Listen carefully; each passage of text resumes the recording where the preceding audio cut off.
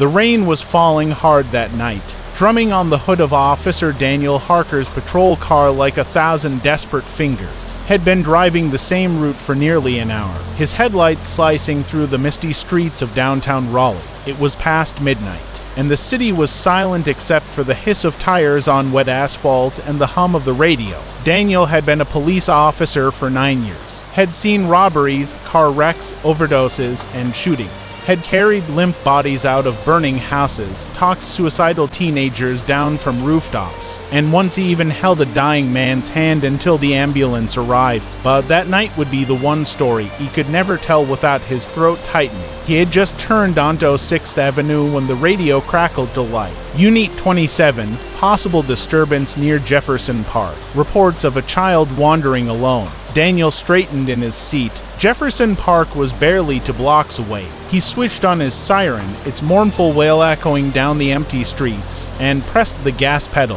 When he arrived, he saw the small shape almost immediately. A tiny figure, maybe 5 or 6 years old, standing near the curb in the dim glow of a streetlight. The child was barefoot, wearing a soaked pajama top and clutching a stuffed bear. Daniel slowed the car and stepped out, his boots splashing in the puddles. "Hey there, buddy," he called softly. "Are you lost?" The child didn't answer. He was staring at something across the street, the other side, where a pair of headlights suddenly flared through the rain. A truck coming fast. Daniel followed the boy's gaze, and in that instant, he realized what was about to happen. The child took a single step off the curb, one small foot landing on the slick blacktop. "Wait, stop," Daniel shouted, already running. His heart slammed in his chest, his boots pounding the street. The truck's horn blared, deep, metallic, furious, but there was no time. He dove forward, throwing his body between the child and the oncoming truck. For a split second, he saw the boy's terrified eyes.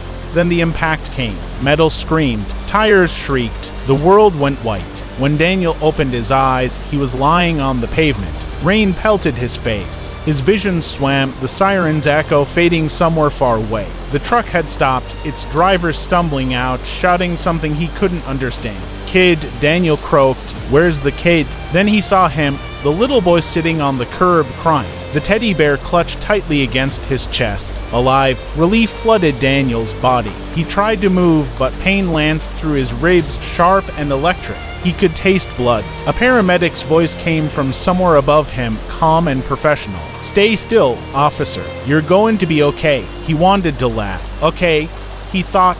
"Yeah, sure."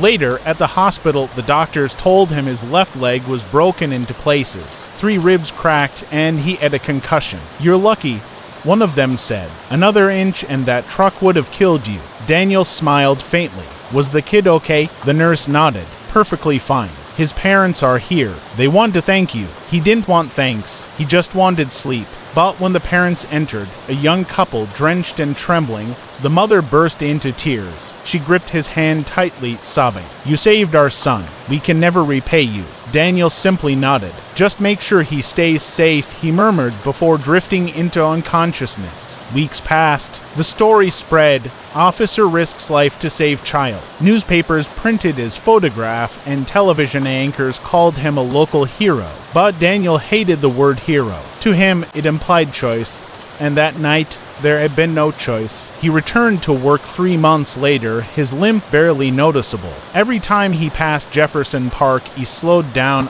scanning the sidewalks out of habit. The puddles, the street light, the faint hum of traffic, all exactly as before. Sometimes he'd think about the boy. His name was Tommy. The department said the family moved out of town not long after, but they sent Daniel a Christmas card every year. A simple note inside. "Thank you for giving us another Christmas with our son." Daniel kept the first card in his locker next to his badge. On nights when he doubted himself, when the city felt too dark, too broken, he would look at it and remember that sometimes, one moment, one choice, can change everything. And though his leg ached in the rain for the rest of his life, Daniel never regretted the pain. Because somewhere out there, a little boy was growing up, laughing, playing, alive, and that was enough.